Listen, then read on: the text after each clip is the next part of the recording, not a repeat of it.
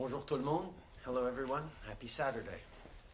Before we get started today, I wanted to thank the organizers of yesterday's vigil for the victims of the Nova Scotia shooting. The pandemic may have prevented us from gathering in person, but we still found a way to come together to celebrate the lives of the victims and support their families. It was an extremely moving tribute and was just yet another example of how Canadians are there for each other in difficult times. Once again, my thoughts and the thoughts of all Canadians are with the families and loved ones of the victims. This week, our government announced more targeted support for Canadians who are going through an especially hard time because of COVID-19. With the Canada Emergency Community Support Fund, we're giving more resources to charities and nonprofits so that they can continue their important work. We also unveiled our $9 billion plan to help students and recent grads get through the next few months. Because of COVID-19, there aren't as many jobs for students as last year, and without a job, it can be hard to pay for tuition or the day-to-day basics. So we launched the Canada Emergency Student Benefit, which gives students at least $1,250 a month from May to August. At the same time, we're creating 76,000 jobs for young people in sectors that need an extra hand right now or on the front line of the pandemic. And if students prefer to volunteer and help in the fight against COVID-19, they'll be eligible for a $1,000 to $5,000 grant through the new Canada Student Service Grant. Pour ce qui est des petites entreprises, on a annoncé hier qu'on avait conclu des ententes avec toutes les provinces et tous les territoires pour baisser de 75% leur loyer pour les mois d'avril, mai et juin. J'en profite aussi pour rappeler aux employeurs de toute taille qu'ils pourront présenter une demande dès lundi pour obtenir la subvention salariale d'urgence. En attendant, vous pouvez vous rendre sur le site de l'Agence du revenu pour calculer ce que la subvention couvrira. Notre gouvernement fournit de l'aide pour combler les besoins immédiats et urgents des travailleurs et des entreprises. En même temps, on pense aussi à ce qui nous attend au cours des prochains mois. On accorde plus de financement à la recherche médicale sur la COVID-19 et au développement de vaccins. Cette semaine, on a mis sur pied le groupe de travail sur l'immunité face à la COVID-19, dont la mission consiste à retracer les infections et à mieux comprendre comment on peut s'immuniser contre le virus. From the very beginning of the outbreak, our objectives as a government have been clear. Help those who need it most. Protect jobs. Support the small businesses that make our communities a better place to call home, and lay the groundwork for our economy to come roaring back once this crisis is over. In the past few weeks, our government introduced a series of measures to do just that, but we know there are more people to help, more work to be done.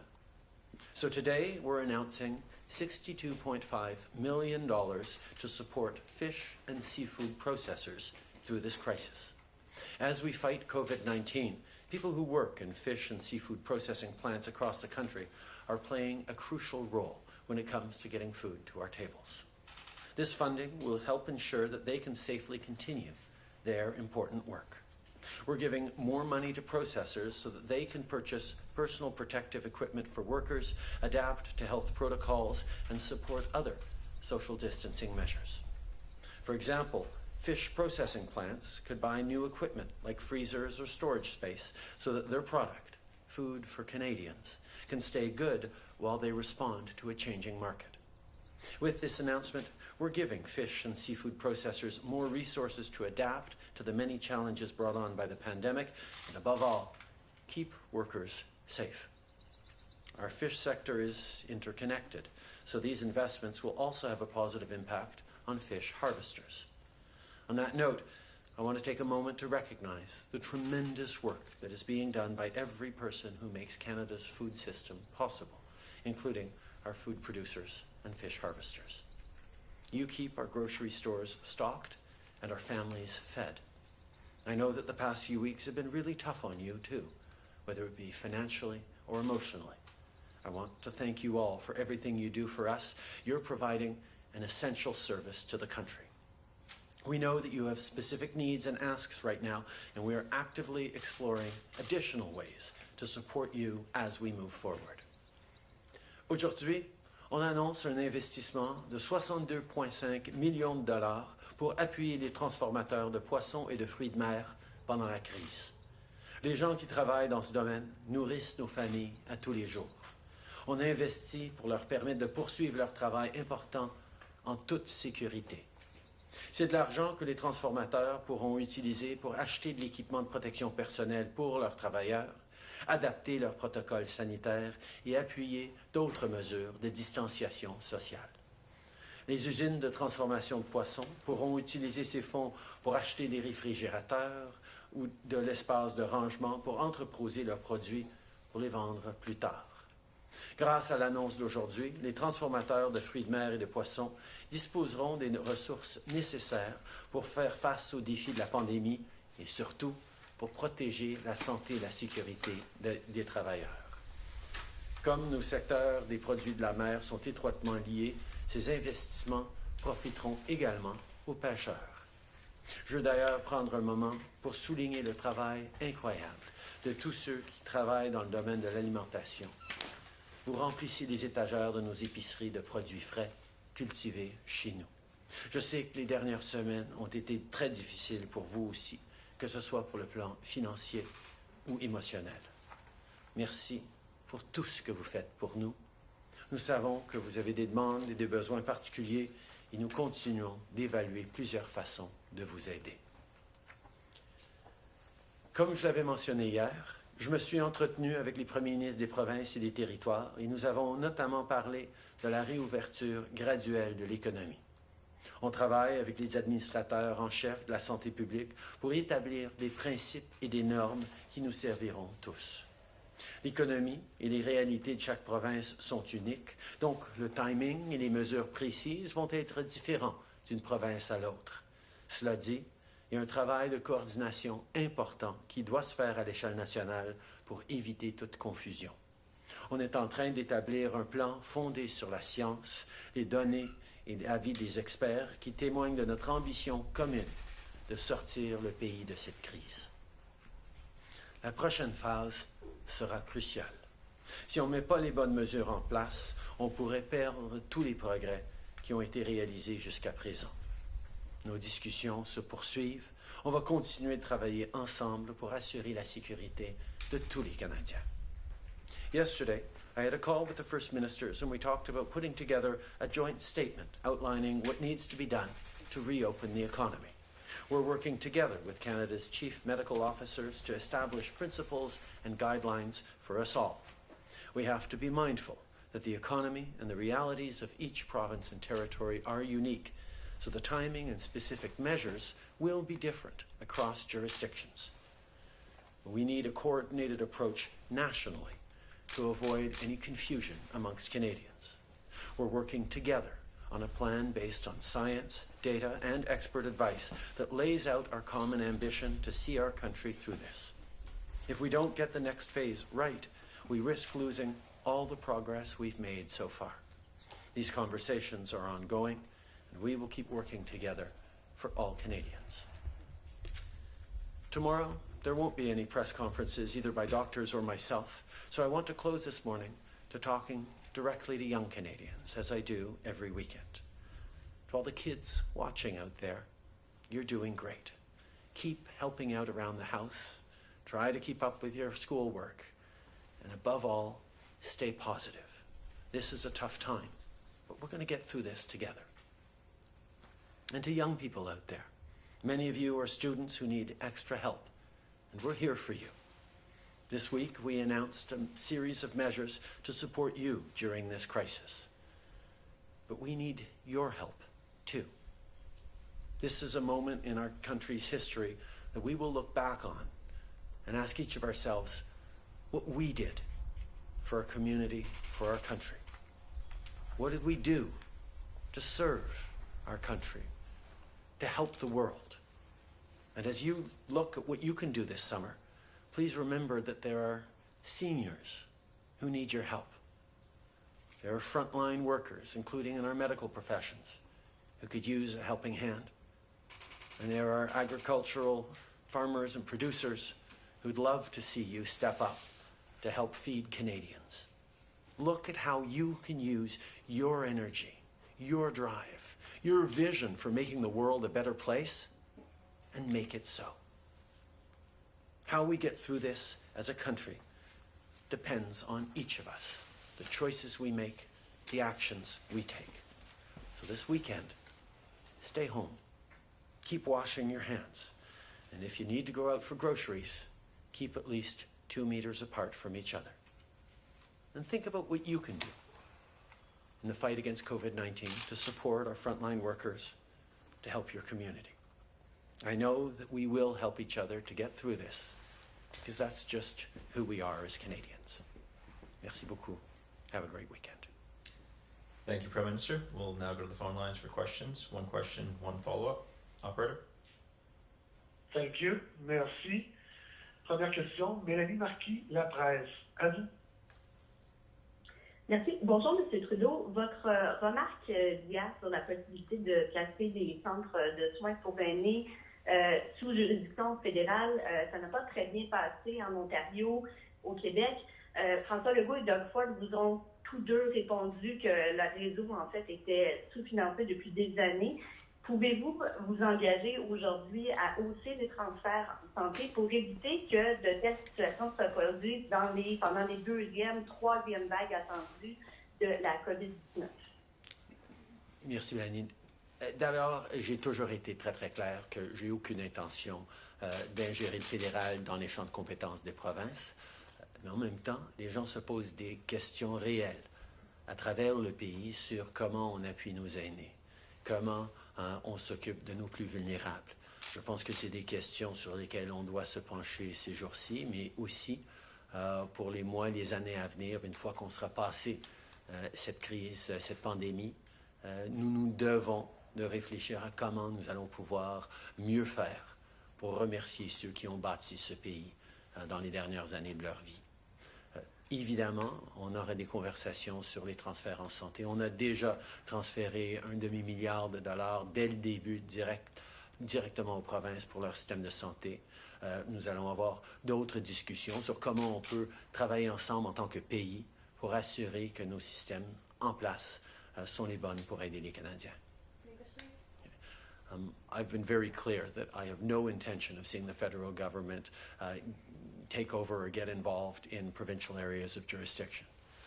But I think Canadians are asking themselves very, very important questions right across the country about how we care for our elders, how we support the most vulnerable in society. We have to answer those questions. We have to work very hard to come up with better answers than we've had until this point. And that, yes, it means talking about transfers to the provinces. We sent $500 million in a health transfer to the provinces at the beginning of this crisis. But there is always more to do. So over the coming weeks, months, years, including beyond this COVID crisis, we need to do a better job supporting our elders, supporting those who built this country. And that's what we're going to do. Une suivi, Mélanie?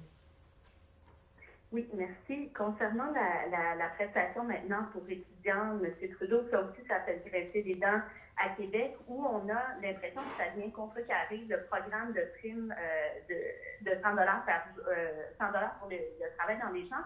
En avez-vous parlé à François Legault de ça? Et est-ce que vous seriez ouvert à des amendements ou au programme, donc au projet de loi que vous allez bientôt déposer là-dessus? Nos étudiants ont besoin d'appui. Les emplois d'été sur lesquels ils comptaient sont largement disparus et ils cherchent des façons de pouvoir payer l'épicerie, de pouvoir payer leur loyer. Je sais que nos jeunes à travers le pays veulent aider, vont être là pour aider, mais nous devons être là pour eux aussi. C'est pour ça que l'aide directe aux étudiants pendant ce moment-ci, c'est pas seulement pour les étudiants, c'est pour leur avenir et donc pour notre avenir. On a besoin que nos étudiants puissent avoir l'aide nécessaire cet été et des opportunités pour développer l'expérience de travail qui va être nécessaire dans le reste de leur carrière. Mais aussi, on a besoin de s'assurer qu'ils puissent financer leurs études rendues au mois de septembre. On est très heureux de travailler avec les autres partis et avec les provinces pour améliorer l'aide à différents secteurs et aux étudiants. Et on va continuer de travailler avec eux. Merci. On prochaine question. Operator. Thank you. Merci. Prochaine question, Catherine Lévesque, La Presse. À vous. Oui, bonjour, M. Trudeau. Bon samedi. Juste pour revenir sur les CHSLD, je veux juste m'assurer, êtes-vous sérieux quand vous dites que vous êtes prêt à ramener ces établissements dans le giron fédéral ou est-ce que vous avez déparlé hier? Non, j'ai toujours dit que j'avais aucune intention de m'ingérer dans les compétences des provinces, mais nous allons évidemment avoir des discussions avec les provinces sur comment on peut aider pour rétablir la situation dans le court terme et dans le long terme assurer un financement adéquat pour nos systèmes à travers le pays. Mais le fédéral n'a aucunement l'intention de s'ingérer dans les des provinces. Suivi. Oui, d'accord. En même temps, vous avez dit que vous étiez prêt à avoir cette discussion, à savoir si ça pouvait être si ça peut faire partie de la loi canadienne sur la santé. Mais mon autre question, c'est sur ces directives nationales. Là, je voudrais savoir, après votre discussion d'hier avec les provinces, à quoi pourraient-elles ressembler? Sur quoi vous vous êtes entendu concrètement? Et n'avez-vous pas un peu trop tardé à discuter de ces directives alors que les provinces ont déjà commencé à lancer leur plan de déconfinement? Ça fait des semaines qu'on discute avec les provinces des bases de ces directives, c'est-à-dire de se baser dans la science, d'assurer la protection des travailleurs, d'assurer une capacité de dépistage accrue. On est tous largement d'accord sur les pratiques, les principes, les approches nécessaires, mais à chaque étape, on reconnaît que les différentes provinces et territoires vont avoir des approches différentes. Alors, on voulait créer un gabarit qui va permettre ensemble que les provinces appuieraient et qu'ils aideraient à développer pour que tous les Canadiens à travers le pays voient qu'on a des mesures ancrées dans la science, ancrées dans une approche commune à travers le pays pour se garder en sécurité et pour permettre la réouverture graduelle et vigilante de l'économie. Thank you. Next question, operator. Thank you. Merci. Next question, Justin Lane, Freelance. Line open. Good morning, Prime Minister. I want to ask you about a report that came out yesterday from the correctional investigator. He wrote that prisons across the country facing COVID-19 were throwing inmates who were symptomatic or were tested positive for COVID-19 in what they were calling medical isolation, but what he describes basically as solitary confinement, and said basically it was not justifiable or tolerable. I'm wondering if you're comfortable with federal prisons throwing inmates in what is essentially solitary confinement in the midst of a pandemic. We've taken a number of strong measures in corrections facilities to protect inmates and staff members from the spread of COVID-19. I am aware of the report put out yesterday, and we are following up on the details. Follow-up, Justin? Yeah, frankly, Prime Minister, it's been frustrating asking you about this. Your public safety minister is, of course, the one responsible for Canada's prisons, but he hasn't really been seen in the past month, aside from a brief press conference on a different matter. Where is Public Safety Minister Bill Blair? Minister Blair is working extremely hard on keeping Canadians safe, whether it is dealing with the Nova Scotia tragedy, as you all know, or working with the Border Services Agency to make sure that our border measures are strong in place. He's been working with provinces on preparation for floods and forest fires as they come up this season. He's also continuing to work on the strong gun control measures that we've had to do. We have been incredibly fortunate to have Minister Blair work on the corrections file as well as all the other files that keep Canadians safe, and I'm very proud to have him by my side. Thank you. Next question, operator. Thank you. Merci. Next question, Teresa Wright, Canadian Press. Line open. Good morning, Prime Minister. The World Health Organization has issued a statement saying there's no evidence people who recover from COVID-19 are protected from a second infection. And that was in response to countries discussing the possibility of issuing immunity passports to people who have recovered. How wise is it to be discussing plans to lift restrictions with provinces if it's possible that people could get sick more than once from COVID-19?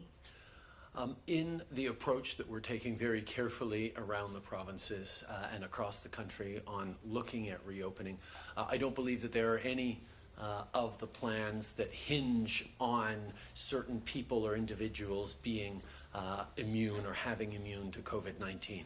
The focus we have is on continuing to prevent spread through social distancing measures, through PPE in workplaces, through various measures of protecting Canadians as we move forward. There is still an awful lot of science being done on the idea of immunity, on protections, which is why we've invested significant amounts of money in a new Canada Immunity Task Force that will be examining these issues. But it is very clear that the science is not decided on whether or not having had COVID once prevents you from getting it again. We know it is it is something that we need to get clearer answers to, and until we have those clear answers, we need to assume and err on the side of more caution. Okay. Il y a aucune science encore qui dit que si on a attrapé la COVID-19 une fois, on est protégé de l'attraper une deuxième fois. Donc, tous les plans faits par les provinces sont basés sur la protection des Canadiens d'empêcher que la COVID-19 se propage encore plus. Il n'y a pas personne qui se base sur l'immunité comme une mesure qui fait partie de la marche à suivre pour les prochains mois. Il y a encore énormément de travail à faire là-dessus. C'est pour ça qu'on a investi dans un groupe de travail pour l'immunité au Canada avec des experts et des docteurs et des scientifiques extraordinaires pour justement approfondir notre compréhension et notre connaissance par rapport à cette maladie. Follow-up, Teresa? What lessons do you take for Canada from the disunity that we're seeing in the COVID-19 response in the United States? And what worries do you have about how we might ultimately be affected? I think, first of all, Canadians can, take great comfort in the fact that all of our orders of government have been working together in a very strong and aligned way. That we have, as a country, focused on listening to experts and scientists as we move forward, as we make decisions on how to keep Canadians safe. We have seen extraordinary medical health professionals and public health officials across the country sharing with citizens in their provinces how they can keep safe. And we have a great team at the national level that is helping coordinate and inform the decisions taken across the country. As we move forward with a framework and guidelines that will impact on the direct decisions taken by the provinces, that the provinces themselves are working with us to generate, we've seen that this unity that Canada has, despite tremendous variance in impact of the virus, in nature of the economies and kind of situations people live in, has been deeply reassuring to Canadians, and we will continue focusing on that.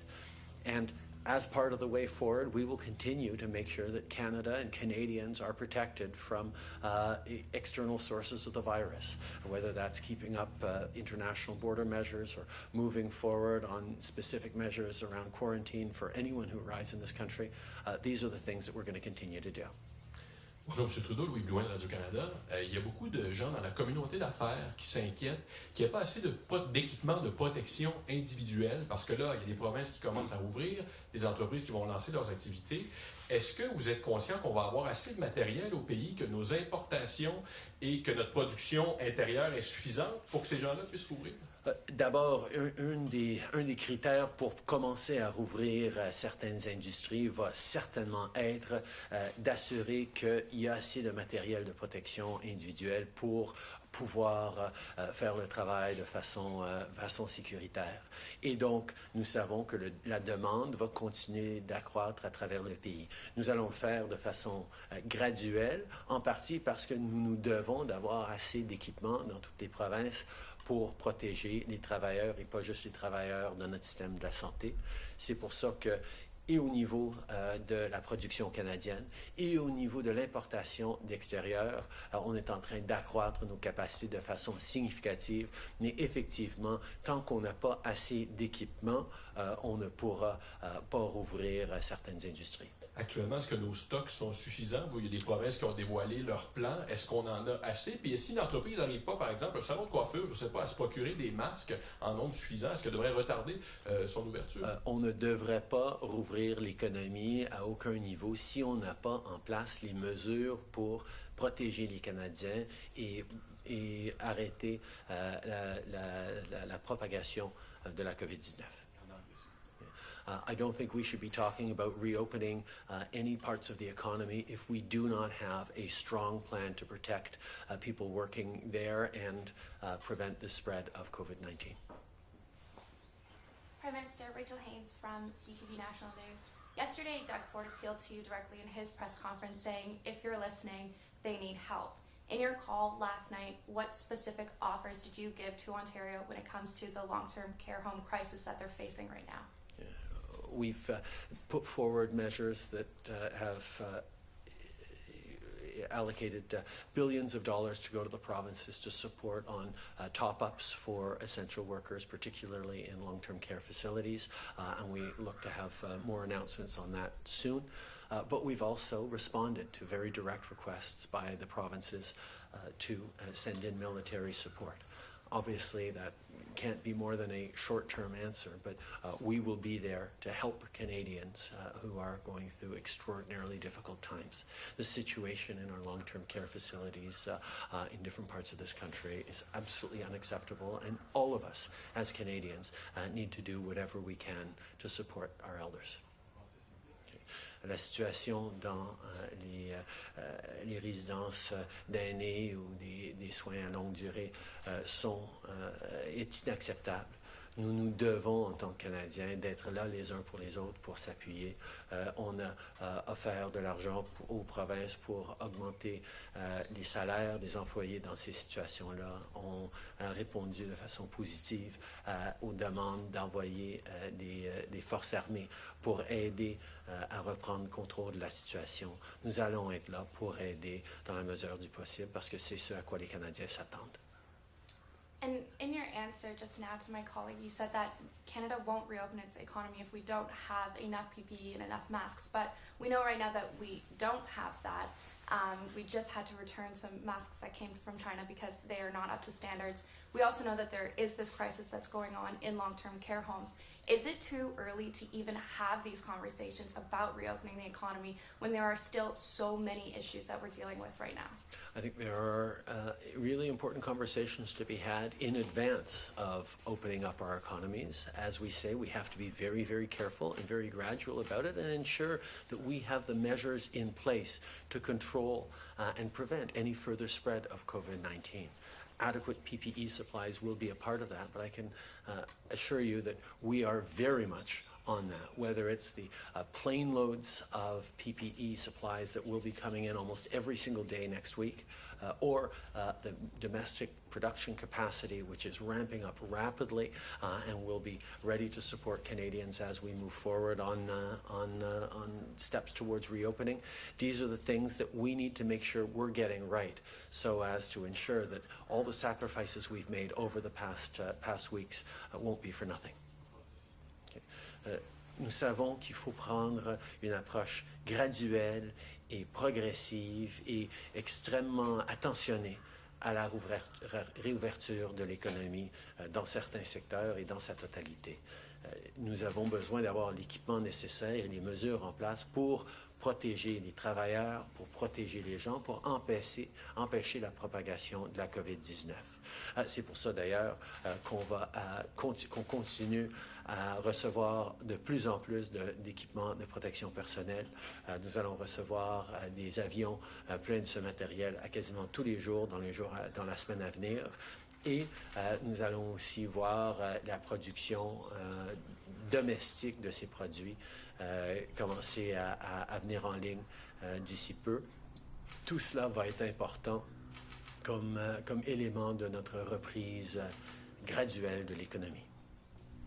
Good morning, Prime Minister. Ashley Burke, CBC News. You said that the science hasn't decided yet on whether or not someone can become immune to COVID-19 if they already have caught it.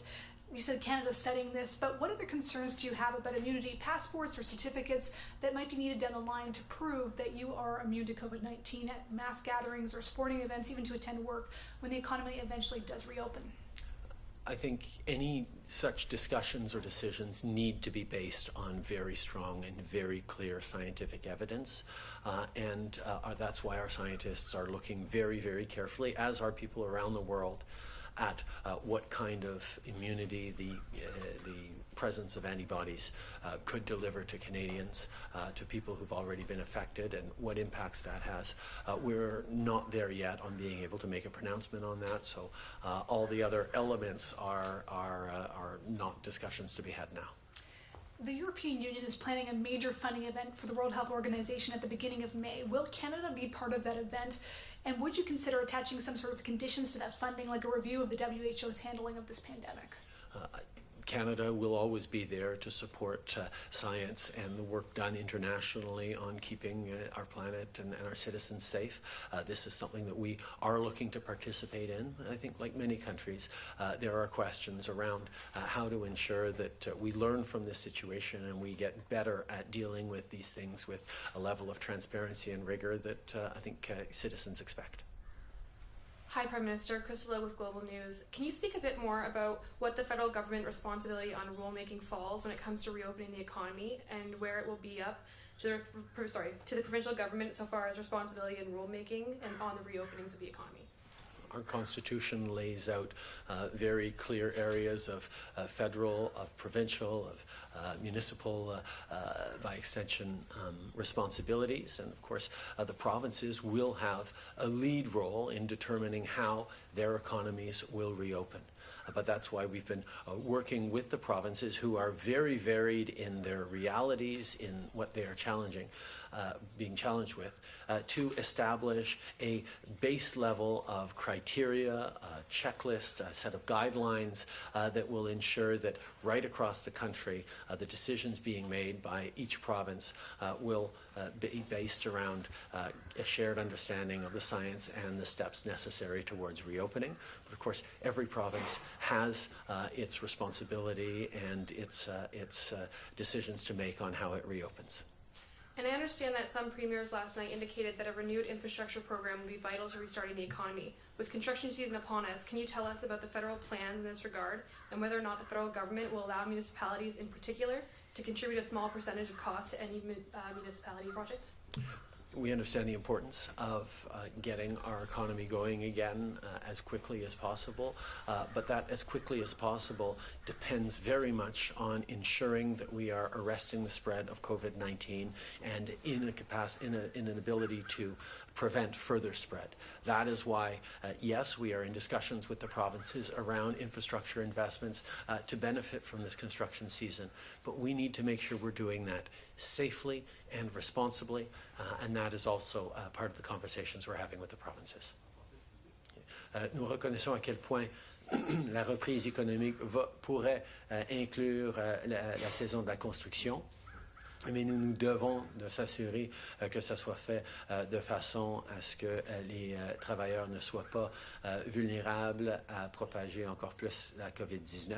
C'est pour ça que, oui, nous sommes en discussion avec les provinces sur des mesures par rapport à l'infrastructure qui pourraient aider, mais la préoccupation de tous les provinces, c'est d'abord avant tout la protection de leurs citoyens et de leurs travailleurs.